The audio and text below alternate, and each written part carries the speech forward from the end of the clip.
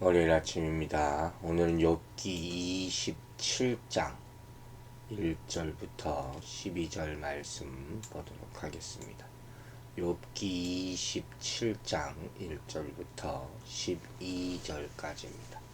욥이 또 풍자하여 이르되 나의 정당함을 물리치신 하나님, 나의 영혼을 괴롭게 하신 전능자의 사심을 두고 맹세하노니 나의 호흡이 아직 내 속에 완전히 있고 하나님의 숨결이 아직도 내 코에 있느니라. 결코 내 입술이 불의를 말하지 아니하며 내 혀가 거짓을 말하지 아니하리라.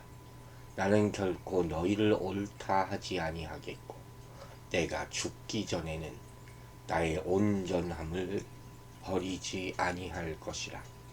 내가 내 공의를 굳게 잡고 놓지 아니하리니 내 마음이 나의 생애를 비웃지 아니하리라.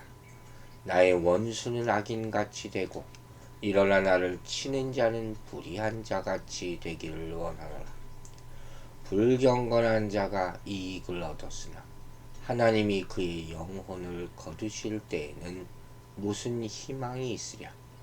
환난이 그에게 닥칠 때 하나님이 어찌 그의 부르짖음을 들으시랴. 그가 어찌 전능자를 기뻐하겠느냐. 항상 하나님께 부르짖겠느냐. 하나님의 솜씨를 내가 너희에게 가르칠 것이요 전능자에게 있는 것을 내가 숨기지 아니하리라. 너희가 다 이것을 보았거늘 어찌하여 그토록 무익한 사람이 되었는고. 아멘. 자, 이제 욥기 27장부터는 이제 욥이 자신의 정당함, 자신의 의의를 주장하는 끝까지 그것을 나는 버리지 않겠다, 그런 말이 나와요. 이제까지 3번의 논쟁이 계속됐죠.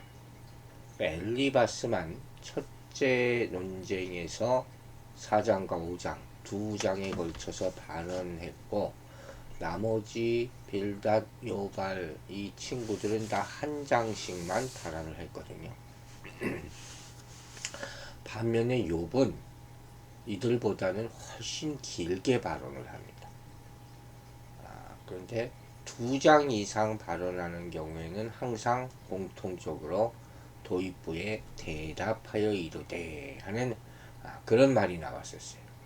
그리고 2번째, 3번째 장에는 언급되지 않아요. 그리고 26장 뒤에 있는 27장 도입부에는 좀 예외적으로 어떤 말이 나오느냐. 욥이 또 풍자하여 이르되, 이런 말이 즉 욥의 논쟁의 3번째 상대였던 소발이잖아요. 소발의 맛을 기다렸는데 소발이 나타나지 않아요. 아무 말도 없어요. 지난번에 얘기했죠. 더 이상 할 말도 없다. 논쟁할 것도 없다. 그러니까 욥이 자신의 말을 계속 이어가고 있는 거예요. 욥이 참 말을 많이 했어요. 그런데 그 내용을 한번 이렇게 돌아보세요. 욥의 발언이, 그 내용이 점점 더 심오해집니다. 물론 친구들 간의 논쟁이 소모적일 수도 있어요. 그렇게 볼 수도 있다는 거죠. 지금 전혀 위로가 안 되고 도움이 안 되니까. 그러니까 그 가운데 자기 자신에 대해서, 하나님에 대해서 더 많은 것을 생각하게 된다는 거죠. 이처럼 우리는 모든 상황 가운데서 배울 수 있다는 것을 깨달아야 돼요. 자, 1절 시작에서 풍자라고 번역된 말은 닮다라는 뜻에서 요리한 말이에요. 비교를 통해서 어떤 사물의 참된 속성을 발견하고 깨닫는 걸 말하죠. 그래서 이 이야기는 잠언이나 격언 이런 뜻으로 해석할 수 있고, 또 법정에서의 진술을 가리키는 데도 사용되기도 하는 그런 말입니다. 27장 전체 내용에서 비추어 본다면 여기서 말하는 풍자는 법정 진술을 가리키는 것으로 생각할 수 있겠죠. 그 이유는 우리가 전에도 보고 지금도 보듯이 지금 욥이 자신의 소송을 하나님께 맡기고 있잖아요. 그리고 그분의 정의를 구하고 있기 때문이다. 이렇게 보여지는 것이죠. 그러니 자신의 정당함을 물리치시고 자신의 영혼을 괴롭게 하신 전능자 하나님이 그렇게 만드셨다는 거죠. 그 하나님을 살아계심을 두고서 엄숙히 맹세합니다. 이렇게 얘기해요. 끝까지 하나님의 존재에 대해서는 의심하지 않는 것이죠. 자신의 생명이 하나님께 달려있다 하는 것도 고백을 합니다.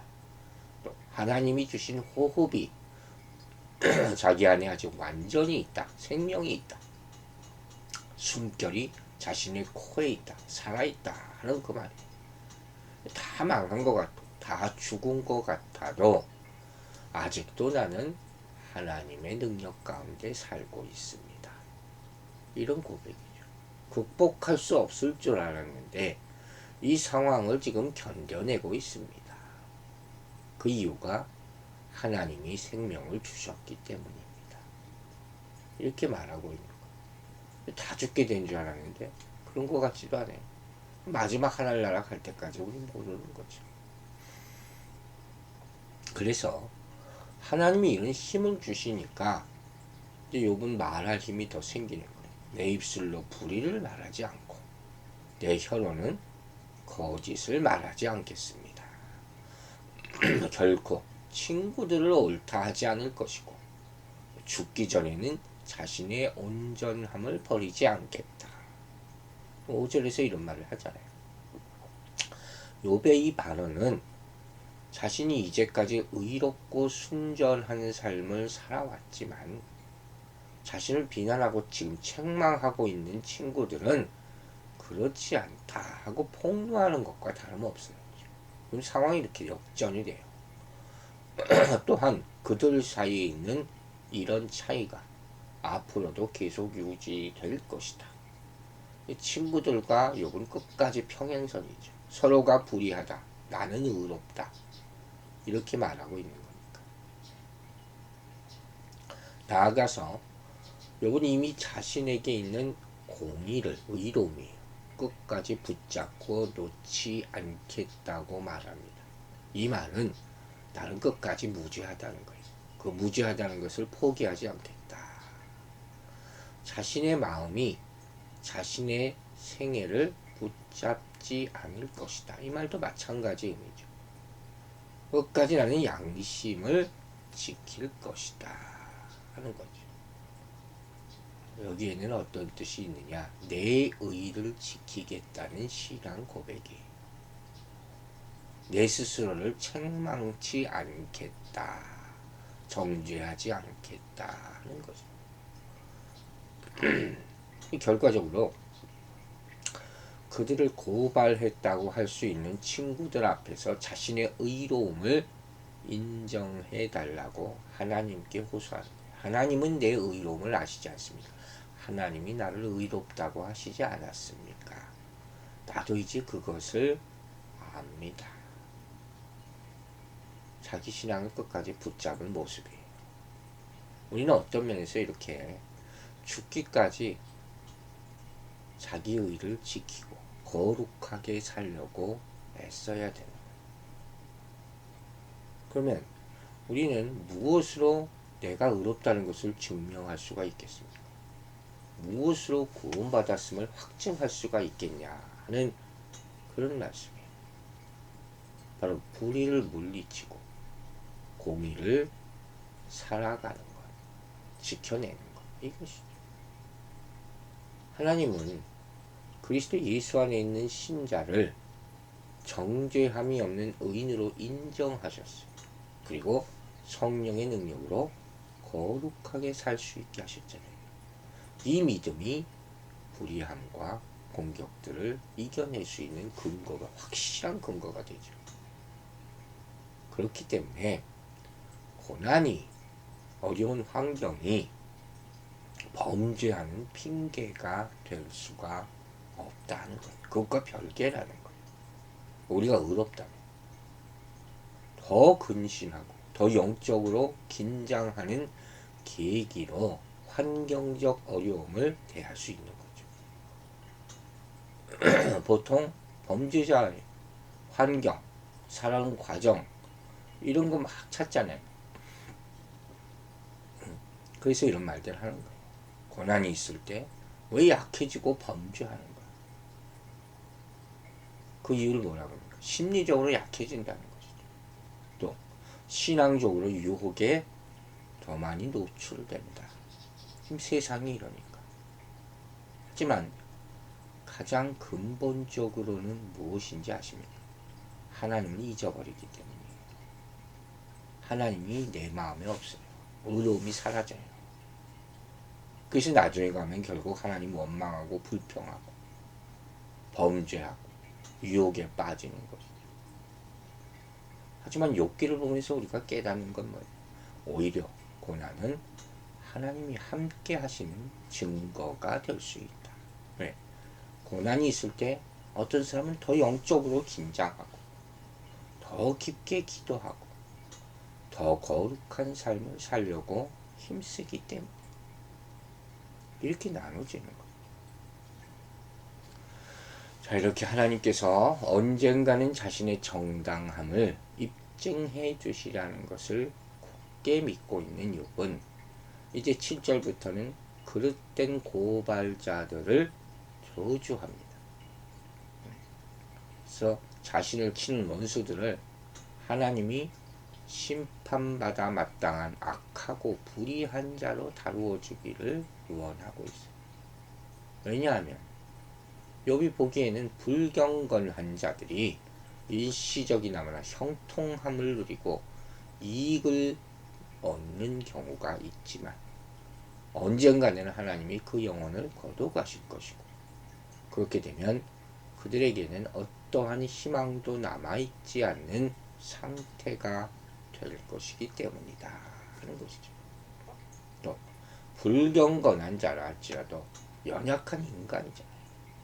그리고 그들에게 환난이 닥치면 결국 하나님께 도움을 호소하게 될 것이다 하는 거죠. 이 종말론적 신앙을 보여주는 거예요. 여기서 마지막까지 가봐야 된다. 그때 가서 판가름 난다. 지금 모른다. 지금 잠깐 형통한 것 가지고 불경건한 자의 형통함을 함부로 얘기하지 말아요. 다시 한번 우리가 생각해 보는 거예요. 우리는 세속적인 이익을 우리의 참된 희망으로 생각하고 있지 않는가. 항상 점검해 봐야 될 것 중에 하나죠. 불경건한 자의 물질적인 이익을 내 삶과 소망의 근거, 나도 저렇게 됐으면 그렇게 생각하면 안 되는 거죠. 반면에 경건한 자, 곧 하나님을 경외하는 자는 자신에게 눈에 보이는 행복, 안전을 주는 것을 의지하지 않는다. 여러분, 세상의 이익이 우리의 영원한 희망이 될 수 있습니까? 그렇지 못해요. 이건 하나님의 심판 때 없어질 것이 투기하는 것. 이건 다 헛된 것이다 하는 거예요. 보면 우리 인간들은 다 이해관계에 의해서 움직입니다. 이 사회예요. 또 다 이유들은 있어요. 고상하게. 그럴듯한 이유를 대요. 결국 마음 깊은 곳에는 나한테 이익되는 일을 택합니다. 마르크스가 옛날에 오래전에 인간의 행동 동기를 분석한 내용이 뭔지 아세요? 그 핵심이 하부구조의 토대 인 경제가 상부구조 정치와 문화를 결정한다는 거예요. 돈이 그만큼 중요하다는 거죠. 사람들은 다 이것을 위해서 하는 거죠. 아름다운 명분을 많이 만들어요. 포장을 하는 거예요. 그러나 속에는 뭐가 있어요? 이기심이 있어요. 다 그래요. 그러나 우리는 이걸 알아야죠. 이렇게 이익만, 자기 이익만 구하면서 경건하지 못한 인생, 점점 그렇게 될 수밖에 없어.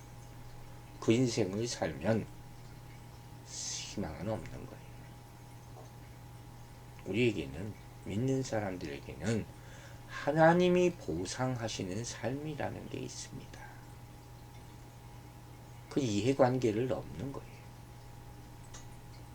그것을 추구하는 삶. 그죠? 그게 어떻게 이루어집니까? 지극히 작은 자 하나에게 하는 것이. 즉, 100%도 나에게 돌아올 것이 없어 보이는 사람에게 행한 선행. 이것을 하나님이 기억하시는 거예요. 여러분, 삶의 진정한 투자는 뭡니까? 내가 당장 이익을 얻는 게 아니라 하나님이 기억하시는 일이에요. 그것이 삶의 진정한 투자가 되는 것이다 하는 것을 잊지 말아야 할 것이에요. 하나님은 진정성 없는 악인의 부르짖음을 응답하지 않으십니다. 하나님은 절망에 빠진 하나님의 백성의 회개와 부르짖음을 들으시지만 진정한 회개가 수반되지 않는 부르짖음은 들어지지 않으세요. 그래서 욥은 여기서 말하는 거예요. 불경건한 자들은 본질상 하나님의 뜻을 행하지 않고 도리어 악행을 즐거워하는 사람이기 때문에 전능자를 기뻐할 리가 없다. 항상 진실한 마음으로 하나님께 부르는 자가 아니다. 이 10절에서 얘기합니다. 이건 뭘 빗대는 거예요? 욥을 대적하는 친구들이 불경건함으로 인해 하나님의 도우심을 기대할 수 없다 하는 것이죠. 즉 이 말인즉슨 자신은 지금 의로운 고난을 받고 있기 때문에 위로받고 있고 악인으로 형통한 자들은 전능자를 기뻐할 수 없다 하고 역설적으로 말하는 거예요. 하나님의 뜻은 욥이 지금 분명히 알고 있는 것이죠. 그러면서 마지막에 뭐라고 합니까? 하나님의 권능과 계획을 그렇게 잘 알고 있는 너희들이 왜 이렇게 쓸데없는 말을 반복하면서 나를 괴롭히느냐? 나는 이걸 이해할 수 없다. 그죠? 그들의 발언이 적어도 욥에게는 아무 이익이 되지 않잖아요. 위로가 되지 않잖아요. 그런 말은 이제 듣지 않겠다. 완전한 거부를 하는 것이죠. 오히려 내 말을 들어라. 나에게 지혜를 배워라. 이렇게 얘기하는 거예요. 이 가르침이라는 게 그런 거예요. 그죠? 누가 누굴 가르친다는 것 자체가 참 조심스러운 것이죠. 하나님만이 우리를 가르치실 수 있는 것이죠. 그러니까 욥의 말을, 친구들의 말을 모든 결론을 딱 허무한, 무익한 사람들이 되었느냐. 이것으로 정리할 수가 있는 거예요. 자, 우리는 악인의 번성을 부러워하지 말아야 된다 그랬어요. 하나님께 돌이키지 않는 이들은 이미 내버려 두시는 하나님의 심판을 당한 것이었어요. 그냥 버려둔다. 이런 모습을 보면서 우리는 죄를 깨닫고 경계하게 되는 것입니다. 우리는 주님을 주로 인정하지 않고 번영을 쫓는 죄를 두려워해야 돼요. 거기에 언제든지 빠질 수 있기 때문에. 그러나 아직은 은혜의 시대입니다. 아직은 회개할 기회가 남아 있습니다. 돌이켜 하나님이 무엇을 기억하실까? 그 일을 위해서 살게 되기를 주의 이름으로 축원합니다. 기도하겠습니다. 하나님 아버지, 오늘 아침에 우리를 또 일깨워 주심을 감사드립니다. 우리에게 하나님이 주시는 의가 있습니다. 이것을 끝까지 버리지 않을 때 모든 악함, 유혹으로부터 우리 자신을 지켜내게 될 줄로 믿습니다. 우리 눈에 세상에 눈이 세상에 순간적으로 유혹돼요. 악한 것을 쫓으려 할 때 그 종말이 무엇인지를 보게 하여 주시고, 정말로 하나님으로부터 받은 보상인가 아니면 내 이익을 추구하는 길을 가고 있는가를 분별케 하여 주시옵소서.